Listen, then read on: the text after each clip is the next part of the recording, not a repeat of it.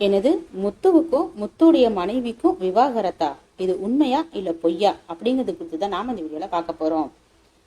திருமணமாகி 8 மாதங்கள் தான் ஆகுது. ஆமாங்க, வெற்றிக்கும் வைஷ்ணவிக்கும் விவாகரத்து அப்படின்னு பல யூடியூப் சேனல்கள்ல அண்மை காலமா வதந்திகள் பரவிட்டு தான் வருது.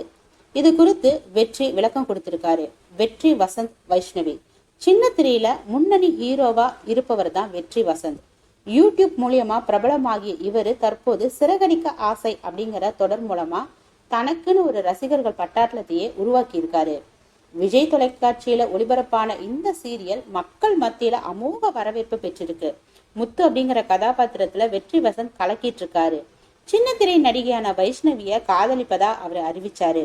அதாவது விஜய் தொலைக்காட்சியில ஒளிபரப்பாகிட்டு இருந்த பொன்னி அப்படிங்கிற சீரியல்ல கதாநாயகியா நடிச்சவங்க தான் நடிகை வைஷ்ணவி.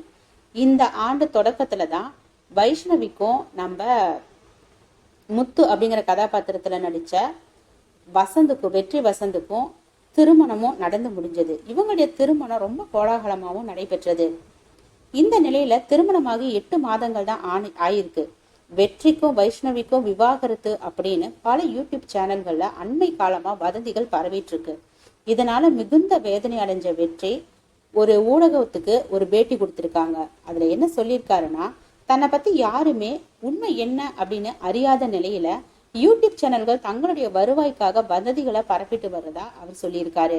விஜய் சேதுபதிக்கு வில்லன், சொகுசு பங்களாவில வாழ்க்கை, விவாகரத்து அப்படின்னு பல பொய்யான தகவல்களை சுட்டி காட்டி இது எல்லாமே உண்மை இல்லை, அது அவங்களுடைய பார்வையாளர்களை அதாவது வியூவர்ஸை அதிகரிக்கிறதுக்காக மட்டுமே செய்யப்படுது அப்படின்னு குறிப்பிட்டிருக்காரு.